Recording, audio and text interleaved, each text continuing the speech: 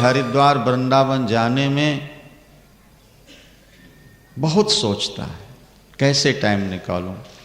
जो सप्तद्वीपवती पृथ्वी का राजा है वो 1 वर्ष के लिए मथुरा जी जा रहा है। राज्य का संचालन कौन करेगा, व्यवस्था कौन करेगा? महाराज कहते हैं जिनका है वो प्रभु अपने आप व्यवस्था करेंगे, हमको तो भजन के लिए उन्होंने भेजा है, हम भजन करें। ये देखो, और वो 1 वर्ष के लिए घर से निकल के मथुरा चले गए। अब पत्नी साथ, राज्य कौन संभालेगा, कोई ध्यान ही नहीं दिया। तो भागवत में लिखा है कि महाराज तस्माद अदाद हरिश्चक्रम प्रत्यनीक भयावहम। भगवान श्रीमन्नारायण ने अपने सुदर्शन को कहा कि जाओ तुम अम्बरीश के राज्य की रक्षा करो। जब तुम उसके चिंतन में डूब जाओगे, अपने आप को भूल जाओगे, उस समय आपको अपने घर की चिंता नहीं करनी पड़ेगी, फिर आपके घर की चिंता ठाकुर करता रहे। लेकिन शर्त यह है कि उसके भजन में डूब जाओ, एक बार अपने को भूल जाओ। खुदा खुद ही करता है, खुदा खुद ही करता है अपने बंदों की निगरानी। नया मंजा, नया तकिया, नया दाना, नया पानी। जब तुझसे न सुलझे तेरे उलझे हुए धंधे, भगवान के इंसाफ पे छोड़ दे ए बंदे, वही तेरी मुश्किलें आसान करेगा। जो तू न कर सका वो भगवान करे। जब तुझसे न सुलझे तेरे उलझे हुए धंधे, तो भगवान के इंसाफ पे छोड़ दे ए बंदे, वही तेरी मुश्किलें आसान करेगा। जो तू न कर सका वो भगवान करेगा। पर तू भगवान के भजन में डूबने वाला तो बन। नामदेव की कुटिया में आग लग गई। नामदेव यही सोचते हैं कि ठाकुर इस रूप में आके कुटिया जला गए या कुटिया का प्रसाद पा गए, और झाड़ के नीचे बैठे भी उन्हीं के चिंतन में डूबे थे। उनको ये चिंता नहीं थी कि अब बिना मकान का हो गया, समय कैसे कटेगा, जिंदगी कैसे कटी, वो परवाह ही नहीं थी। इसलिए भगवान को तिरखान बन के आना पड़ा और चंदन की लकड़ी ला करके बढ़िया पच्ची कारी करके और बहुत बढ़िया उन्होंने कुटिया बनाई। भगवान ने स्वयं, नामदेव लिखा इतिहास में, स्वयं बनाई। और जब दूसरों ने पूछा कि कौन सा कारपेंटर था जिसने कुटिया बनाई, नामदेव जी बुला दो हम भी बनवा लें अपनी। तो नामदेव ने कहा भैया वो टेढ़ा कारीगर है, सीधा नहीं है, वो बड़े मुश्किल से आता है। लोगों ने पूछा कैसे आता है, बोले जब पहली जल जाए तब दूसरी बनाने आता है। बोलो वृंदावन। पहली रहते दूसरे वो नहीं आता, तो पहली जले तो बनाने आए। जब तक तुम अपने अहंकार को लीन नहीं कर दोगे, उसके भजन में डूब नहीं जाओगे, तब तक तुम्हें वस्तु तत्व का बोध नहीं होगा। 1 वर्ष तक महाराज अम्बरीश मथुरा में पड़े रहे। तीर्थों में रहने की आदत बनाओ, सत्संग में आने की आदत बनाओ। अगर एक बार ये आदत पड़ जाएगी तो आपका जीवन सफल हो जाएगा। वहां यमुना स्नान, देव दर्शन, कथा श्रवण चल रहा है। 1 वर्ष के बाद वापस लौटना है। अब साधु ब्राह्मणों को भोजन करा दें। एकादशी व्रत किया था, द्वादशी को सभी ब्राह्मणों को भोजन करा के जब स्वयं भोजन करने तैयार हुए, दुर्वासा ऋषि आ गए। भगवान प्रसाद पाइए, उन्होंने कहा हम संध्या करके आते हैं। यमुना में जाके संध्या में बैठ गए, ध्यान ही नहीं रहा। यहां द्वादशी तिथि समाप्त हो रही थी, अम्बरीश जी ने जल पी लिया, मेरा व्रत खंडित न हो जाए। और जब जल पी रहे थे तो दुर्वासा आ गए। अरे पाखंडी, तूने ब्राह्मण को निमंत्रित किया और बिना भोजन कराए भोजन कर रहा है। अपनी जटा उखाड़ के जमीन पर फेंकी, पटकी और एक कृत्या पैदा हो गई। एक स्त्री जिसके शरीर से आग की लपटें निकलती हैं, हाथ में तलवार है, इसे जला दो। एक कदम भी नहीं भागे अम्बरीश, खड़े रह गए। उन्होंने सोचा अगर मैंने गलती की है तो मुझे दंड मिलना चाहिए, नहीं किया तो परमात्मा सबका रक्षक है। महाराज वो तलवार लेकर के अम्बरीश की ओर बढ़ी, वहां तक पहुंच नहीं पाई। इतने में भगवान का सुदर्शन चक्र आ गया, उसने कृत्या को समाप्त किया और दुर्वासा को मारने के लिए चल पड़ा। दुर्वासा भय के मारे भागते जा रहे हैं, देवता पुष्प वर्षा कर बाजे बजाए और जय जयकार करते हैं। ये ठीक। और जहां जहां दुर्वासा गए किसी ने बैठने को नहीं कहा। ब्रह्मा ने भी वापिस लौटा दिया, भगवान शंकर ने लौटा दिया, और अंत में भगवान विष्णु के चरणों में जाकर जब गिरे तो भगवान विष्णु ने साफ कह दिया, अहम भक्त पराधीनः, अहम भक्त पराधीन ह्य स्वतंत्र इव द्विजो, मैं अपने भक्तों के अधीन हूं। दुनिया मेरे अधीन है, मैं भक्तों के अधीन हूं। दुनिया मेरे इशारे पर नाचती है, मैं अपने भक्तों के इशारे पर नाचा करता हूं। आपने मेरा अपराध किया होता, मैं आपको बचा लेता। आपने मेरे भक्त का अपराध किया है, इसलिए मैं आपको बचा नहीं सकता। ध्यान दीजिए। जैसे पतिव्रता स्त्री सेवा के द्वारा पति को अपने बस में कर लेती है, इसी तरह भक्त भक्ति के द्वारा भगवान को अपने अधीन कर लेता है। भक्त जब दुनिया को छोड़ देता है भगवान के लिए, तो भगवान भी दुनिया को छोड़ देते हैं अपने भक्तों के लिए। भगवान कहते हैं, मैं निज भक्तन हाथ बिकाऊं, मैं अपने भक्तों के हाथ बिक जाता हूं। आठों याम हृदय मह राखूं, पल भर नहीं बिसराऊं, मैं निज भक्तन हाथ बिकाऊं। कल न परत बैकुंठ बसत मोहि, और योगिन मन न समाऊं। जहां मम भक्त प्रेम जुत गावें, तहां बसत सुख पाऊं। मैं निज भक्तन हाथ बिकाऊं। मैं बैकुंठ में नहीं रहता, योगियों के हृदय में नहीं रहता, मैं वहां रहता हूं जहां मेरे भक्त प्रेम से मेरा संकीर्तन किया करते हैं, मेरी कथाएं सुनते हैं और मेरे प्रेम में झूमते रहते हैं, वहीं बैठा रहता हूं। भगवान स्वयं कहते हैं, पग धोऊं, रथ हांकों, मांजों बासन छान छबाऊं, और भगत कहे सो करो निरंतर, बेचे तो बिक जाऊं। मैं निज भक्तन हाथ बिकूं। मुझे अपने भक्तों के चरण धोने में बड़ा आनंद आता है। सुदामा के चरण धोए ना ठाकुर, क्या सुदामा दरबार साहब में भी लिखा है, गुरबाणी में भी लिखा है भैया, विप्पर सुदामा और जय देव नामा, तीन पर कृपा भई है अपार। हर ग्रंथों में, हर धर्म में भक्तों का नाम तो आए है।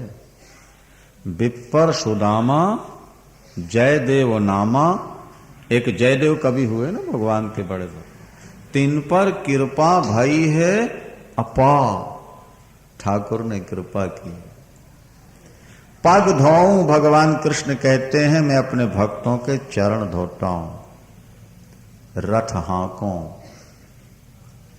अर्जुन का रथ हाँकता हूं, और जनावाई के बर्तन साफ करता हूं। आज ये देवियां रोती रहती ना, नौकर नहीं आया, नौकरानी नहीं आई, हाय बर्तन मांजना पड़ता है। अरे जनाबाई की तरह भक्ति कर लो, जिस दिन नौकरानी नहीं आएगी उस दिन वो खुद ही नौकरानी बन के आ जाएगा तुम्हारे बर्तन धोने के लिए।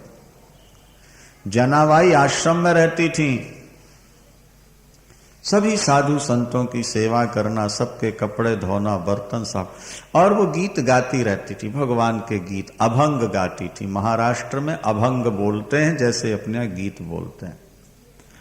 तो वो जब गीत गाने लगे काम करती करती, तो उनके हाथ पैर ढीले हो जाते थे। अब बर्तन बहुत सारे पड़े हैं साफ करने को, और वो गाने लगी, गाते गाते हाथ पैर सुन्न हो रहे हैं। तो भगवान एक महिला का रूप बना के आ जाते और बर्तन साफ करने लगते। कहते बहन तुम गीत सुनाती रहो, मैं तुम्हारा काम कर देती हूँ, तुम्हारे गीत सुनने में बड़ा आनंद आता है। चक्की पीसते थक जाए तो चक्की पीसने आ जाते, झाड़ू लगाना झाड़ू लगा देते। ठाकुर स्वयं तुम्हारी सेवा करने के लिए तैयार खड़ा है, पर तुम अपनी योग्यता तो बढ़ा लो पहले, वैसे बन तो जाओ। बहुतों का काम किया है ठाकुर ने, आज भी कर रहे हैं। धन्ना जाट के तो बछड़े चराते रहे ठाकुर, खेत की मेड़ बांधते रहे और अनाज की रखवाली करते रहे। करो सदा तिन की रखवारी, अरे करो सदा तिन की रखवारी, के जिमि बालक राखाय महतारी। जैसे मां अपने बच्चे की रक्षा करती है, इसी तरह भगवान अपने भक्त की रक्षा किया करते हैं। लेकिन भक्त बनोगे तब करेंगे ना भैया। अब तुम बीवी और बच्चों के भगत बने रहो और सोचो भगवान हमारी रक्षा करते रहे, तो फिर कैसे होगा। तो जब तुम भगवान के बन जाओगे, देखो देवियों, तुमने पति के लिए अपना पिता छोड़ दिया, अपनी माँ छोड़ दी, भाई बहन छोड़ दिए, अपना नगर छोड़ दिया, अपना नाम छोड़ दिया, सब कुछ छोड़कर पति के पास आई हो ना। अगर पति के लिए तुमने सब कुछ छोड़ दिया, तो आज पति अपने जीवन की परवाह किए बिना तुम्हारी रक्षा करता है, तुम्हारी रक्षा के लिए अपने प्राण भी देने को तैयार है, क्योंकि तुमने पति के लिए सब कुछ छोड़ दिया। तो जब संसारी पति भी तुम्हारे लिए सब कुछ कर सकता है, तो इसी तरह अगर तुम परम पति को पाने के लिए दुनिया में को छोड़ दो, तो क्या वो परम पति तुम्हारी रक्षा नहीं करेगा? वो तो इस पति से भी ज्यादा रक्षा करेगा।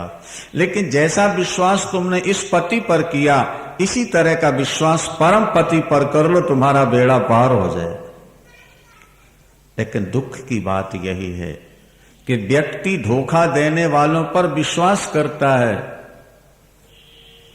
और विश्वसनीय पर विश्वास नहीं करता है। क्या गुरबाणी में क्या लिखा है?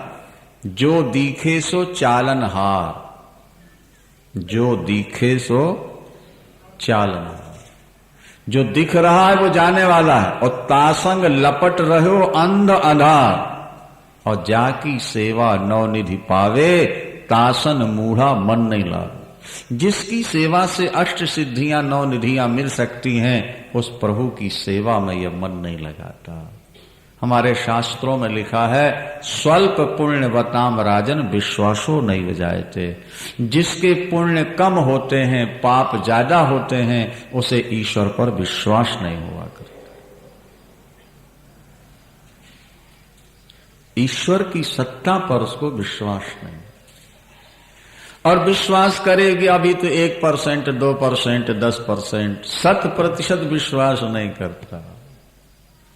और जिसे 100% विश्वास हो जाएगा, उसको काम नहीं करना पड़ेगा, उसका काम ठाकुर करते रहे। भागवत में स्पष्ट लिखा है, निरपेक्षम मुनिम शांतम निर्वैरम समदर्शनम अनुब्रजाम्यहम नित्यम पूये यत्यंघ्रि रेणुभि।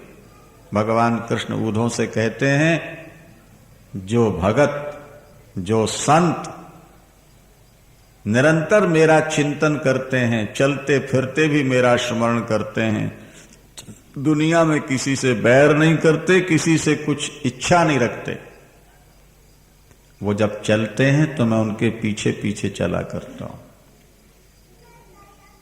किस लिए प्रभु? इसलिए कि भक्त की चरण की धूली उड़ती है, उससे मैं स्नान करके पवित्र होता हूं। दुनिया भगवान का नाम लेके पवित्र होती है, और भगवान संत के चरण की धूली से पवित्र हो रहा है। आपको काम नहीं करने देंगे ठाकुर, ये ध्यान रखना। अभी अमृतसर की कथा में एक प्रसंग आया था, हमने कहा देखो ठाकुर जिस पर प्रसन्न हो जाता है उसका काम छोड़ा देता है। जैसे हम लोग, हमने कहा हमारी जिंदगी देखो, हमारे साथ रह के कोई काम नहीं, दो ही काम है, कथा सुना दो और पूजा कर दो, बाकी कोई काम छुट्टी। अच्छा ये बताओ देवियों सज्जनों, आपकी बेटी साल के बाद घर आए छुट्टी में 4 दिन के लिए, 10 दिन के लिए, नहीं, और नौकरानी ना आए और बेटी काम करने लगे तो मां कहेगी कि बेटी तू रहने दे, मैं कर लेती हूं। कहेगी नहीं कहेगी? बोलो क्यों? इसलिए कि ससुराल में तो काम करना ही पड़ता है हर समय। मायके आई है 4 दिन आराम कर ले। वृंदावन मां स्वयं काम कर लेगी, बेटी को काम नहीं करने देती है। हम कहा करते हैं ससुराल से साल के बाद बेटी आई काम करते करते तो मां घर में काम नहीं करने देती, खुद ही करती है। इसी तरह से जीव 84 लाख योनि से भटकता भटकता कर्म करते करते दुखी होता, जब कभी भगवान का बन जाता है तो भगवान कहते हैं बेटा अब तू बैठ, तेरे बदले का काम मैं कर देता हूं। बोलो वृंदावन। फिर उसको काम नहीं करना पड़ेगा। एक बार बन के देखो, कल आप सुनोगे कृष्ण लीला में भगवान बछड़े चराने गए ग्वाल वालों के साथ। नहीं, पहले तो अघासुर के मुख में चले गए, ग्वाल वाल मारे गए, भगवान ने उनको जीवित किया, अघासुर को मारा। अब फिर नाश्ता करने बैठे पंक्ति लगाकर, प्रातःकाल का कलेवा। ब्रह्मा जी आए तो भगवान के बछड़े चुरा के ले गए। ये कथा आती है। अचानक ग्वाल वालों ने सामने देखा, बोले कन्हैया हमारे बछड़े नहीं दिख रहे भैया, हम बछड़े ढूंढ लाएं। भागवत में लिखा, भगवान कहते हैं कि नहीं, ऐसी गोष्ठी कभी कभी जमती है। आप लोग बैठो आराम से, खाओ पियो, मैं तुम्हारे बछड़े अभी लेके आता हूं। क्या समझे आप? ग्वाल वालों से कहा तुम बैठो खाओ पियो और तुम्हारा काम मैं करता हूं। ये संकेत दे रहे हैं भगवान कि जब तुम भगवान के बन जाओगे तो भगवान तुम्हारा काम स्वयं करेगा, तुमको आराम कराएगा, तुमसे काम नहीं कर। अरे सेठ लोग गद्दियों में कुर्सियों में बैठे डनलप की महाराज एयर कंडीशन कमरों में, और लेबर देखो बेचारी आग में तप रही है। क्यों? तुमने कुछ थोड़ा धर्म किया होगा, भजन किया होगा, इसलिए तुम बैठे बैठे कमा रहे हो और वो बेचारे पिस रहे हैं, फिर भी पेट नहीं भर पाते। ये तो शास्त्र साफ कहते हैं कि तुम ईश्वर के बनो, भजन करो, और फिर देखो परमात्मा तुम्हें कैसे बैठे बैठे खाने को देता है। महर्षि वेदव्यास ने महाभारत में कहा कि मैं दोनों भुजा उठा के कहता हूं, पर मेरी बात कोई सुनता नहीं। ऊर्ध्वबाहो श्लोक है वहां, ऊर्ध्वबाहो विरोमेशो नैव कच्चित् शरणोति में धर्माद अर्थश्च कामश्च स किमर्थम न सेव्यते। क्या कह रहे हैं वेदव्यासी भुजा उठा के?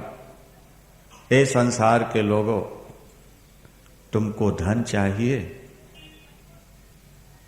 तुम्हें कामनाओं की पूर्ति चाहिए, तो तुम धर्म का पालन करो। धर्म का पालन करने से अर्थ और काम अनायास मिलेगा, और अगर धर्म से विहीन हो तो सारी जिंदगी रोते रहोगे, तनाव में रहोगे, शांति से बैठ नहीं पाओगे। तुम्हें धन चाहिए ना, तुम कहते हो हम फैक्ट्री नहीं जाएंगे, दुकान नहीं जाएंगे, काम नहीं करेंगे तो रोटी कैसे मिलेगी। हम कहते मां के गर्भ में उल्टा लटके थे 9 महीने, तब कौन सी फैक्ट्री चला रहे थे, वहां रोटी मिलती रही कि नहीं मिलती रही? बोलो भाई। अगर 9 महीने मां के गर्भ में वो रोटी दे सकता है, तो यहां तुम 1-1 घंटा अगर दे दो भागवत कथा में, तो क्या तुम्हारी रोटी छिन जाएगी? कैसी लोग पागल जैसी बातें करते हैं। चिड़िया के कल के खाने के लिए नहीं, कमाने के लिए हाथ नहीं, रहने के लिए कोई मकान नहीं, फिर भी भूखी नहीं मरती। तुम भूखे मर जाओगे? तुम्हें ईश्वर से ज्यादा अपने हाथों पर विश्वास है? अरे भैया, जिसने हाथ दिया है उस पर विश्वास करो, जिसने दिमाग दिया है उस पर विश्वास करो। वो सबको देता है, कीड़ी को कण भर और हाथी को मन भर। वो भूखा उठाता तो है प्रातःकाल, लेकिन भूखा किसी को सुलाता नहीं है, शाम तक पेट भरी देता है। उसकी जो योजना है बड़ी सुंदर है, सबको दे रहा है। इसलिए तू चिंता मत कर। पेट के लिए चिंता करता है पापी, और परमात्मा का चिंतन करता है पुण्यात्मा। बोलो वृंदावन श्रीमन नारायण नारायण नारायण श्रीमन।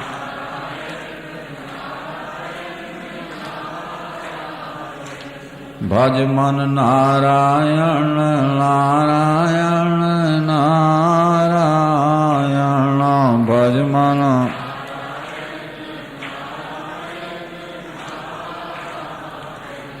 लक्ष्मी नारायण नारायण नारायण लक्ष्मी।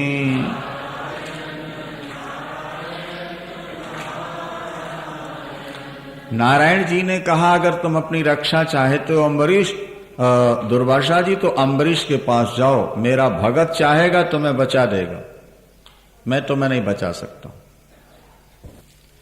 मैं तुम्हें नहीं बचा पाऊंगा, तुम्हें बचाने वाला भगत है, जाओ। और जब दुर्वासा भाग के आए, अम्बरीश के चरणों में गिरे, अम्बरीश के चरणों में गिरे, तो अम्बरीश ने भगवान को दुर्वासा जी को पीछे छुपा लिया और सुदर्शन से कहा, मारना है तो पहले मुझे मार दो, और नहीं तो आप वापिस लौट जाओ। यदि मेरे मन में किसी के प्रति द्वेष नहीं है तो इनको छोड़ दो। भक्त वही है जो अन्याय करने वाले के साथ भी प्यार करता है, ये ध्यान रखिए, उसको भक्त कहते। और जब प्रार्थना की अम्बरीश जी ने, उसी समय दुर्वासा के साम पीछे से सुदर्शन चक्र वापिस लौट गया। देवता पुष्प वर्षा के बाजे बजाए और जय जयकार करने। भगवती गंगा का अवतरण।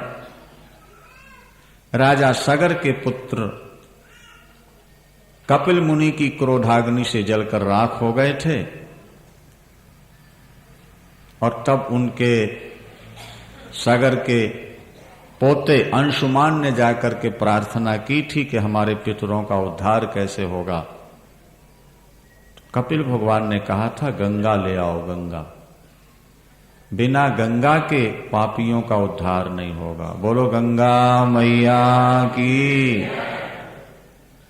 और तब 3 पीढ़ियों ने तप किया है, अंशुमान, दिलीप और भगीरथ। तीसरी पीढ़ी में जाके गंगा प्रकट हुई है, और उन्होंने कहा कि मैं चलूंगी तो मृत्युलोक, लेकिन मेरे वेग को कौन रोकेगा? तो उन्होंने कहा भगवान शंकर।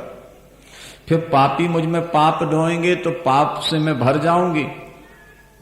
तो भगीरथ ने कहा, पापी अपने पाप आप में धोएंगे, और संत कभी गोता लगाने आ जाए तो अपने पाप संतों को देना। संत के हृदय में भगवान रहते हैं, पाप जल जाएंगे, आप भी शुद्ध रहोगी और पापी भी शुद्ध हो जाएंगे। तब गंगा जी मृत्युलोक में आई। गंगा जल अमृत है, गंगा जल अमृत, पानी नहीं है, ये ध्यान। बाकी नदियों का जल पानी पानी ठीक, लेकिन गंगा जल तो अमृत।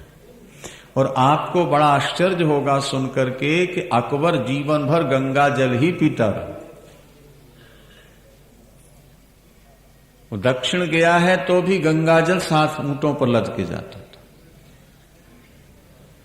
गंगा जल में ज्ञान और भक्ति को प्रकट करने के दिव्य परमाणु विद्यमान है। पापों को नाश करने की अचिंत शक्ति गंगा में। और जब गंगा जी पहुंची हैं गंगा सागर, तो सारे पितर स्वर्ग जा रहे हैं, देवता पुष्प वर्षा कर बाजे बजाए और जय जयकार करते हैं। बोलो गंगा मैया की। इसके बाद भगवान राम का चरित्र है भागवत में, फिर परशुराम जी का है, उसके बाद कृष्णावतार है। समय का बड़ा संकोच है, थोड़े में समझ लो। अपने यहां 24 अवतार हुए, लेकिन पूर्ण ब्रह्म के 2 अवतार हैं, भगवान राम और भगवान कृष्ण। गुरबाणी में भी लिखा है 4-20 अवतार धार्यो। 4-20 अवतार धार्यो। 4 और 20 कितने हुए? 24। 4-20 अवतार धार्यो जनकी करी सहाय, राम कृष्ण पूर्ण भय महिमा कही न जाए। राम और कृष्ण पूर्ण ब्रह्म, ये 2 अवतारों का चरित्र ही संसार में प्रचलित है, क्योंकि भगवान राम से हमको मर्यादा की शिक्षा मिलती है और भगवान कृष्ण प्रेम का दान करने वाले हैं।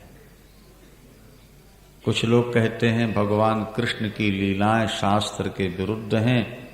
हम कहते हैं नहीं, ईश्वर शास्त्र विरुद्ध काम करके भी पाप में नहीं फंसता।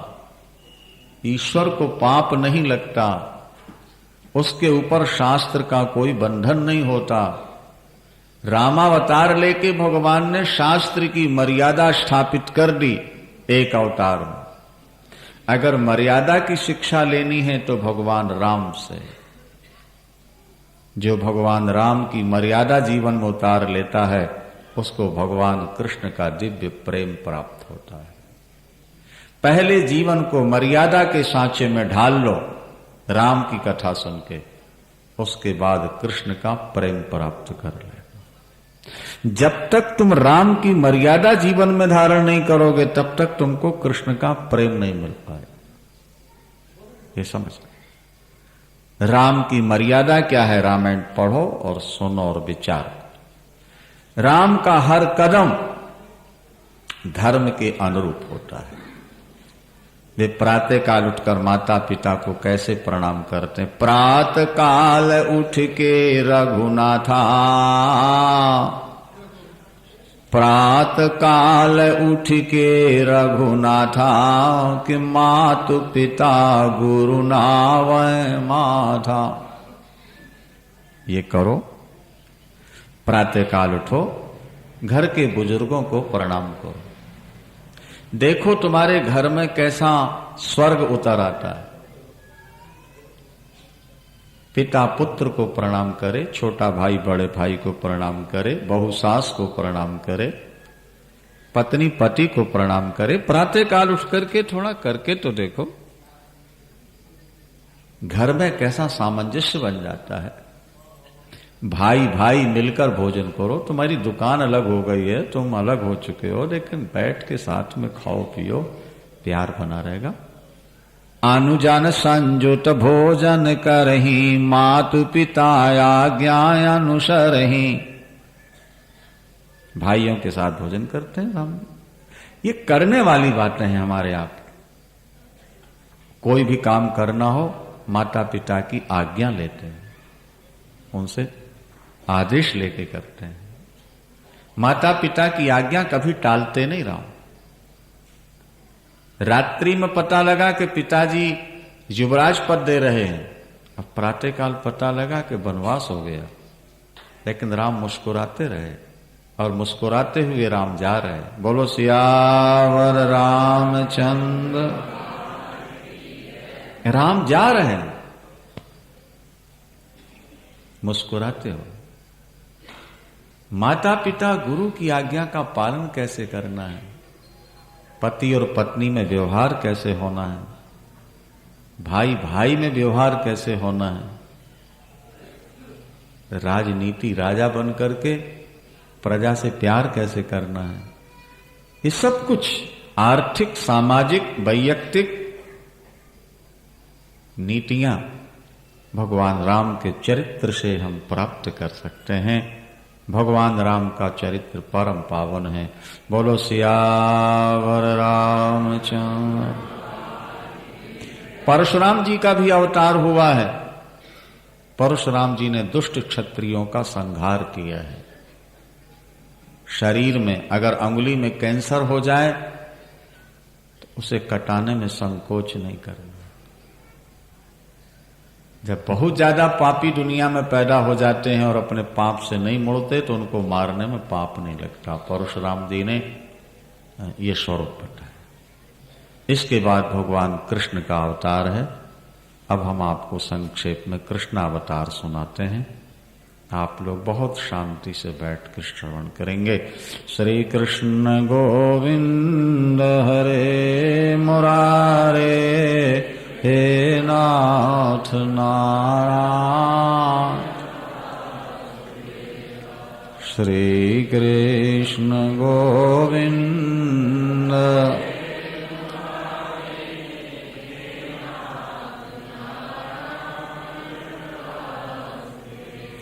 हे नाथ नारायण वासुदेवा, हे नाथ नारायण, हे नाथ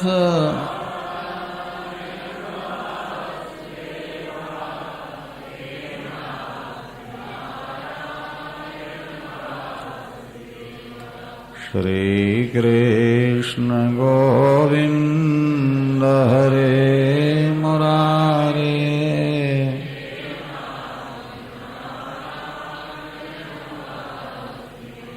श्री कृष्ण गोविंद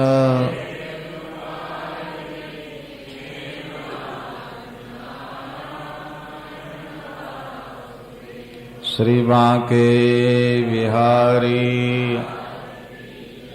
कलौ जनिष्यमाणानां दुःख शोकोतमोनुदो अनुग्रहाय च भक्तानां सुपुण्यं व्यतनोदयशः। भागवत में शुकदेव भगवान कहते हैं, कलयुग में उत्पन्न होने वाले भक्तों को सुख देने के लिए, कलयुग के भक्तों के पाप मिटाने के लिए, कलयुग के भक्तों का अज्ञान मिटाने के लिए भगवान ने कृष्णावतार लिया। उस समय महाराज परीक्षित ने कहा, गुरुदेव अब हमें आप भगवान कृष्ण की लीलाएं सुनाइए। हमारे इष्ट देवता भगवान कृष्ण हैं। हमारे पितामह दादा पांडव जिनकी कृपा से महाभारत रूपी समुद्र को पार कर गए, जिसमें भीष्म और द्रोणाचार्य जैसे बड़े बड़े मगरमच्छ पड़े हुए थे, केवल भगवान कृष्ण की कृपा थी। और माता के गर्भ में तो मैं नष्ट हो चुका था, लेकिन जिन्होंने मुझे गर्भ में नया जीवन दिया, उन भगवान कृष्ण का मैं पावन चरित्र सुनना चाहता हूं। शुकदेव जी ने कहा, परीक्षित तुम बड़े भाग्यशाली हो। अनेक जन्मों के पुण्य से भगवान कृष्ण में प्रीति होती है। अब कुछ खा पी कर विश्राम कर लो। 4 दिन हो गया तुमने गंगा जल भी नहीं पिया। परीक्षित ने कहा, भगवान आपके मुख से जो कथा रूपी अमृत निकल रहा है, उसे पी पी करके मैं तृप्त हो रहा हूं। न मुझे भूख लग रही है, न प्यास लग रही। इतनी निष्ठा कथा श्रवण में कि जो गंगा तट पर बैठकर गंगा जल भी नहीं ले रहा। आओ परीक्षित, अब तो मैं भगवान कृष्ण का पावन अवतार सुनाते हैं। द्वापर का अंत था और ये पृथ्वी राक्षसों से भर चुकी थी। दैत्य राक्षसों के रूप में अवतरित हो चुके थे। जगह जगह अत्याचार पापाचार हो रहे थे। धर्म लुप्त होता जा रहा था। पृथ्वी घबरा गई। गाय का रूप बनाकर ब्रह्मा के पास गई।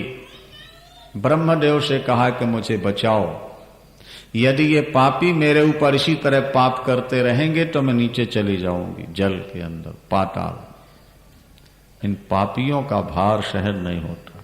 ब्रह्मा जी ने कहा मुझ में शक्ति नहीं है भार उतारने की, चलो मिलकर के नारायण जी के पास चलें। सब देव मिलकर के क्षीर समुद्र के किनारे पहुंचे और वहां समाधि लगा करके पुरुष सूक्त से भगवान की स्तुति करने लगे।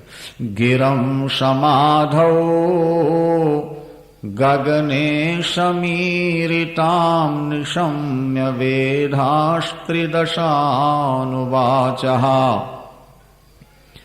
गां पौरसीं मे शृणुतामरा पुनर्विधीयतामाशु तथैव माचिरम्। आकाशवाणी हुई, देवताओं मैं पृथ्वी के भार से परिचित हूं, मुझे जानकारी है और अब मैं अवतार लेकर पृथ्वी का भार उतारना चाहता हूं। राक्षसों को मार देना बहुत बड़ा कार्य नहीं है, मैं तो नरलीला करूंगा जिसको सुन सुन करके व्यक्ति भवसागर से पार होते रहे। जिनको मेरी सेवा करनी हो वो गोकुल में वृंदावन में गोपी ग्वाल वाल के रूप में अवतार ले लें, मैं यथाशीघ्र कृष्ण बनकर प्रकट हो जाऊंगा। ब्रह्मा ने पृथ्वी को आश्वासन दिया, सभी देवी देवताओं को बताया कि प्रभु अवतार लेना चाहते हैं। वे सभी देवी देवता वृंदावन गोकुल में पशु पक्षी और वृक्षों के रूप में अवतार ले लेते हैं। उन दिनों वृंदावन गोकुल के जितने वृक्ष थे, पशु पक्षी थे, सब के सब देवता थे, ऋषि और महर्षि थे, सामान्य जीव नहीं थे। जैसे प्रधानमंत्री के आने से पहले उनके सीआईडी बॉडीगार्ड पहले पहुंच जाते हैं, इसी तरह परमात्मा के अवतार लेते समय उनके जितने परिकर हैं, भक्त हैं, अवतरित हुए। वसुदेव जी के साथ देवकी जी का विवाह हुआ है और बारात की विदाई हो रही है। कंस देवकी जी को भेजने जा रहा था, आकाशवाणी हो गई, अस्या त्वामष्टमो गर्भो हंतायाम वहसे बुधा। अरे मूर्ख कंस, तू जिस बहन को भेजने जा रहा है इसका 8वां पुत्र तुझे जान से मारेगा। तत्काल कंस ने तलवार निकाल ली, बहन का सिर काटने के लिए। न रहे बांस न बजे बांसुरी, देवकी समाप्त हो जाए पुत्र कहां से हो। जब तलवार उठाई सिर काटने के लिए तो वसुदेव जी ने हाथ पकड़ लिया। उन्होंने कहा तुम भोज कुल में पैदा हुए हो भोज कंस, इतने बड़े शूरवीर होकर विवाह के समय बहन को मारते हो, इससे तुम्हारी बड़ी अपकीर्ति होगी। व्यक्ति जब जन्म लेता है तो उसकी मौत भी साथ ही जन्म ले लेती है। कब मरना है, कहां मरना है और कैसे मरना है, इस जन्म का किया ही अगले जन्म में मिलता है। इसलिए इतने ज्यादा पाप न करो कि अगले जन्म में तुमको भोगना पड़े। देवकी से जो पुत्र होंगे मैं तुम्हें दे दूंगा, देवकी को नहीं मारो। वृंदावन छोड़ दिया कंस ने। तुलसी जस भवितव्यता तैसे ही मिले सहाय, आप न आवे ताहि पे ताहि तहां ले जाए। जैसा होना होता है बुद्धि वैसे ही बन जाती है।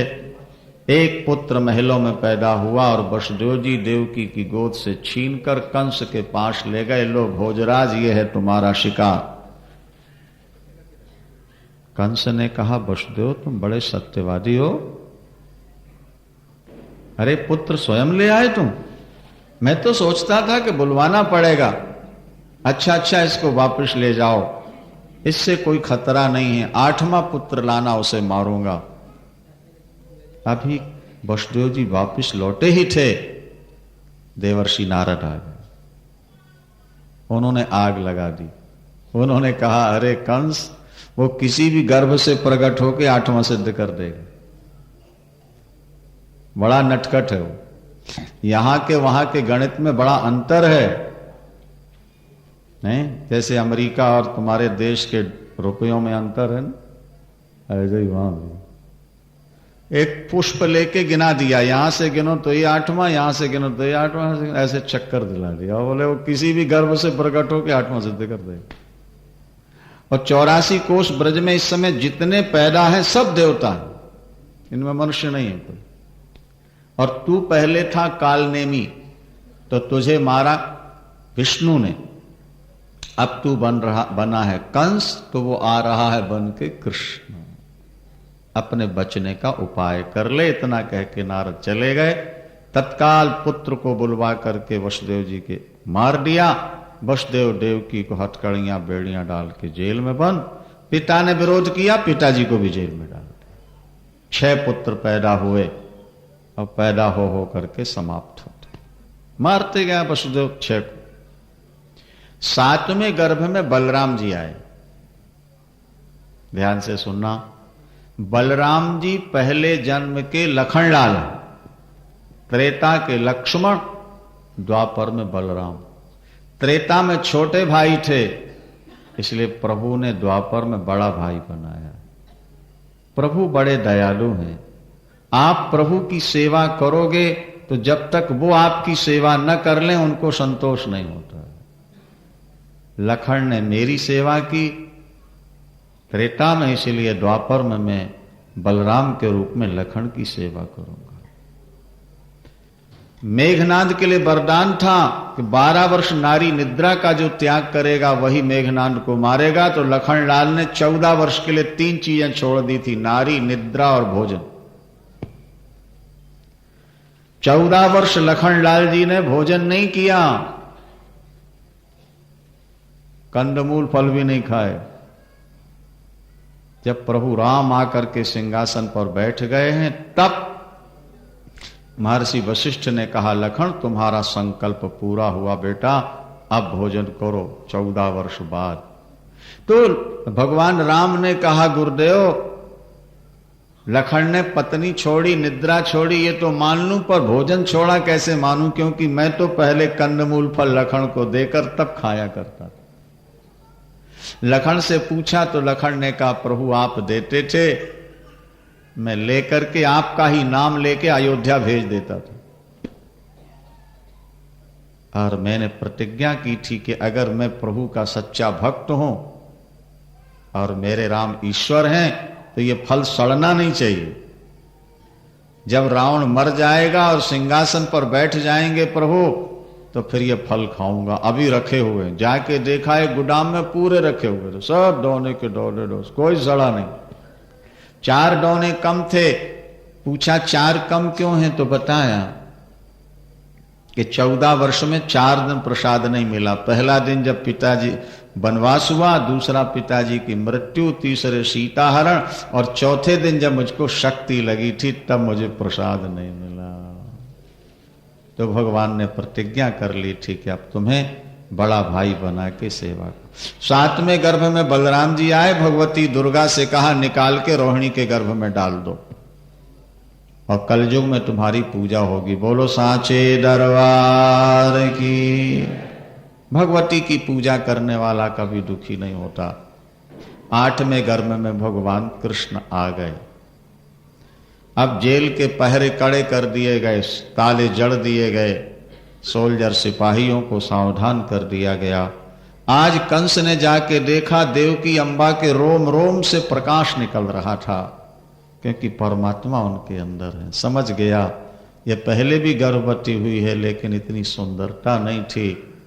ये जो तेज निकल रहा है, मालूम पड़ता है कि वो मुझे मारने वाला आ गया। पहले तो सोचा मार दूं, फिर सोचने लगा अरे छोटा सा तो बच्चा होगा, यूं मसल दूंगा मच्छर की तरह। तलवार फिर म्यान के अंदर चला गया, लेकिन खाते पीते चलते फिरते हर समय वो डर रहा था, उसको भय था कृष्ण। भाद्रपद कृष्ण पक्ष अष्टमी तिथि आई, 12 बजे रात्रि का समय हुआ। दिशाएं निर्मल हो गई, नदियों का जल निर्मल हो गया, कमल खिल गए, भौरे गूंजने लगे, ऋषियों के कुंडों में अपने आप आग जलने लगी और दुष्टों के हृदय में धड़कन बढ़ गई, क्योंकि अब परमात्मा प्रकट होने वाले हैं। माता पृथ्वी ने अपना बड़ा श्रृंगार किया है और गोपियां भी सब अपने अपने लहंगा चुनरी सब तैयार किए थी, जेवर। कब ठाकुर प्रकट होंगे और कब हम श्रृंगार करके ठाकुर के यहाँ बधाई लेने जाएंगे, भेंट चढ़ाने जाएंगे। हर एक व्यक्ति के हृदय में खुशी थी ब्रजवासी के। वृद्धावस्था में बाबा के यहाँ संतान होने वाली है, हम खुशियां मनाएंगे। इस खुशी में तो दान करो, इस खुशी में नाचो गाओ और ये सिद्ध करो कि हमारे घर में ही ठाकुर प्रकट हुए। जो नंद का उत्सव मनाते हैं उनके घर सदा महोत्सव होते रहते हैं, उनके घर सदा आनंद की वर्षा होती रहती है। ठीक 12 बजे रात्रि का समय था। देवता स्वर्ग से विमानों में पुष्प भर के लाए थे कि जब ठाकुर प्रकट होंगे तो हम लोग ऊपर से पुष्प बरसाएंगे। नाचने वाले नाचने को तैयार, गाने वाले गाने के लिए तैयार। क्या सारा प्रकृति मंडल आनंद से भर गया था। ध्यान। ठीक 12 बजे रात्रि का समय हुआ है। गोपी ग्वाल वाल सभी प्रतीक्षा में थे कब ठाकुर प्रकट होंगे। वसुदेव देवकी रो रहे थे, प्रभु हमें कभी बंधन से मुक्ति मिलेगी, हम कभी इस रूप में आपका दर्शन कर पाएंगे। जब 12 बजे रात्रि का समय हुआ है महाराज, उस अंधेरी कोठली में एकदम प्रकाश होता है और चतुर्भुज रूप में 5 वर्ष के बालक जैसे भगवान कृष्ण प्रकट हो जाते हैं। देवता पुष्प वर्षा के बाजे बजाकर जय जयकार करते हैं।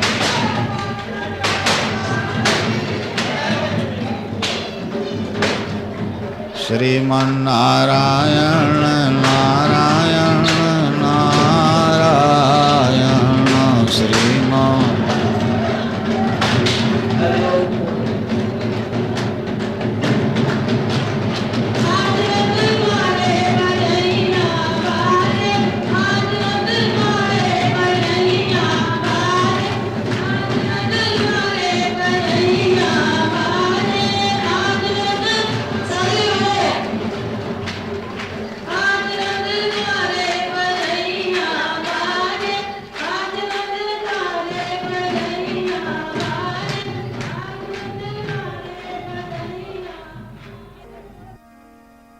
पूज्य श्री महाराज जी, भाई और बहनों, घनश्याम श्याम सुंदर आनंद कंद मुरली मनोहर के जन्म के उपलक्ष्य में जो बधाई मैं देने जा रहा हूं, वो ध्यान से, प्रेम से और खामोशी से सुनने लायक है। क्योंकि मेरी बधाई का पहला असर है, आज गोकुल की गलियों में क्यों गजब की मस्ती छाई हुई है।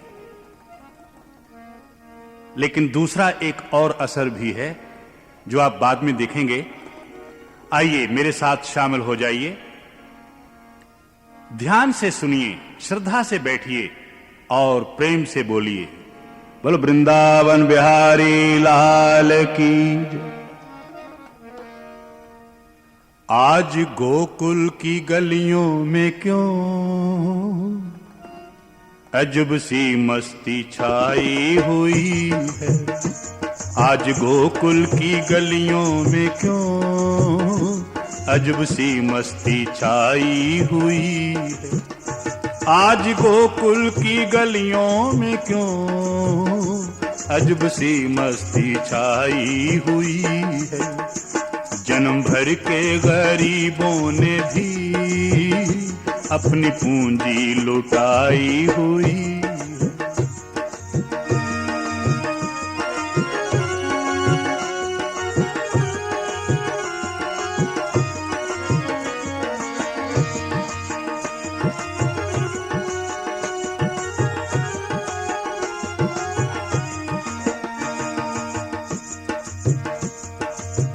देखा ना आपने असर, गोकुल की गलियों में क्यों गजब की मस्ती छाई हुई है।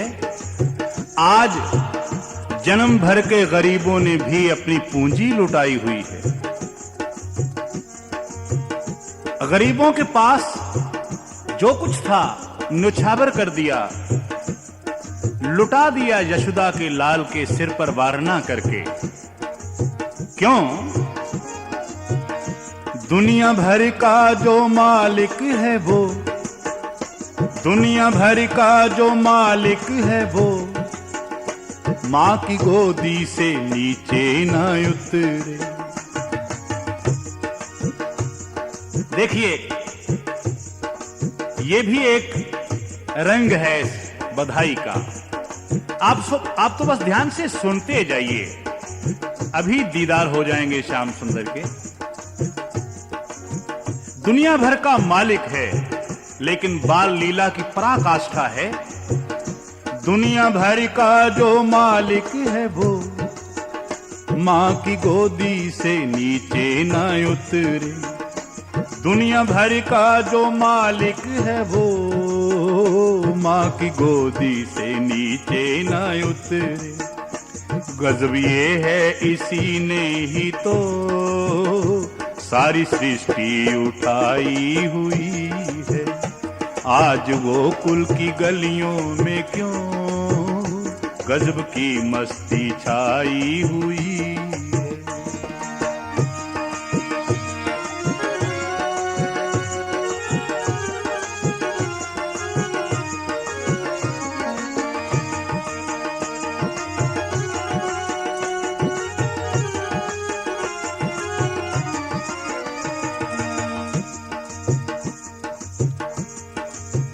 बाल लीला की पराकाष्ठा है। दुनिया भर का जो मालिक है वो मां की गोदी से नीचे न उतरे। गजब ये है इसी ने ही तो सारी सृष्टि उठाई हुई। और एक आनंद विभोर कर देने वाली, खुशी, प्रेम और श्रद्धा के आंसुओं से तरबतर कर देने वाली एक खुशी और एक असमंजस और भी है। जिसके दो दो जन्म दो पिता, जिसके दो दो जन्म दो पिता, और माता भी दो दो कहलाएं।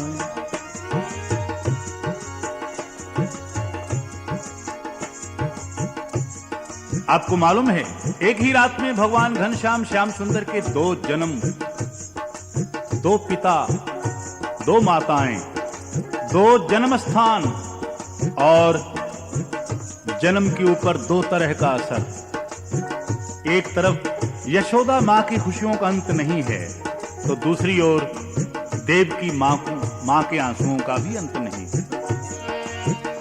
जिसके दो दो जन्म दो पिता, और माता भी दो दो कहलाएं।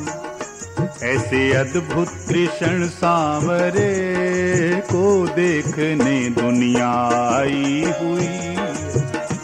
ऐसे अद्भुत कृष्ण सांवरे को देखने दुनिया आई हुई है। आज गोकुल की गलियों में क्यों अजब सी मस्ती छाई हुई।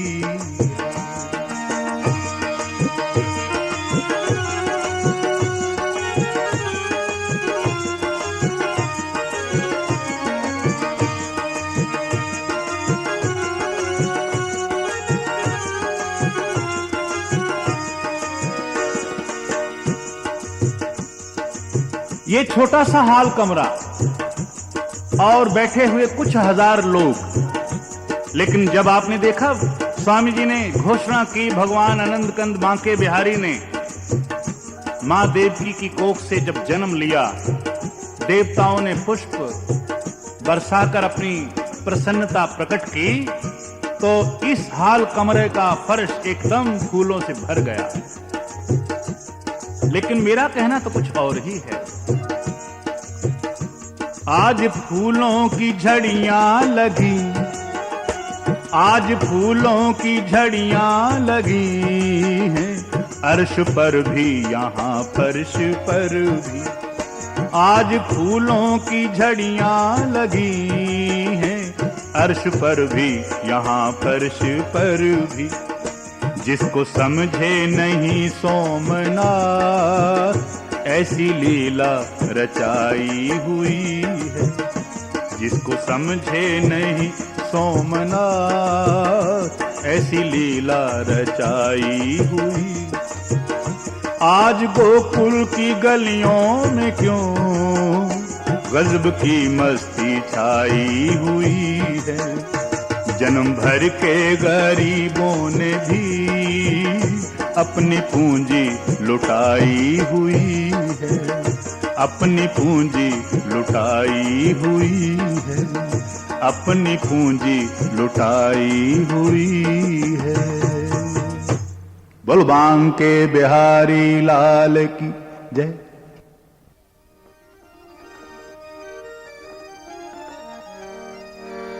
प्रेम से बोले वृंदावन बिहारी लाल की जय। जैसा मैंने पहले निवेदन किया कि मेरी बधाई दो तरह का असर रखती है। जिसके दो दो जन्म, दो पिता और माता भी दो दो कहलाएं, तो निश्चय ही ऐसे बांके बिहारी नटखट श्याम सुंदर के जन्म पर दो तरह का ही असर हुआ होगा। गोकुल की गलियों में अजीबोगरीब शोर है और मथुरा की गलियों में अजीब सा सन्नाटा है। गोकुल में खुशियों का अंत नहीं है तो मथुरा में आंसुओं का अंत नहीं है। मां देवकी जैसे कह रही हो, बेटा तूने मेरी कोख से क्यों जन्म लिया? वो देख, दीवारों पर तेरे भाइयों के कटे हुए सिर जहां निर्दयी कंस ने दे मारे, उनके खून से लथपथ निशान अभी बाकी हैं। मुझ अभागन की गोद में तू क्यों आ गया बेटा? परंतु आइए, जो दुनिया भर का बंधन काटता है, वो बंधन में बंधे माता पिता से अपने को गोकुल पहुंचाने का वादा लेता है। और उसी रात, एक रात में दो दो जन्म हुए, एक रात में दो दो जन्म हुए। एक गोकुल में, एक मथुरा में, एक रात में दो दो जन्म हुए। एक गोकुल में, एक मथुरा में, इस तरफ खुशी उस तरफ है गम। एक गोकुल में, एक मथुरा में, एक रात में दो दो जन्म हुए।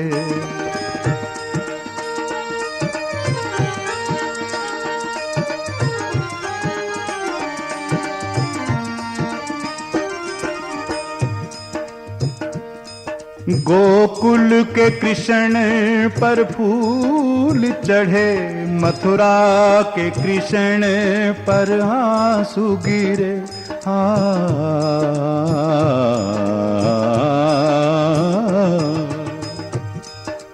देखा ना दो तरह का असर।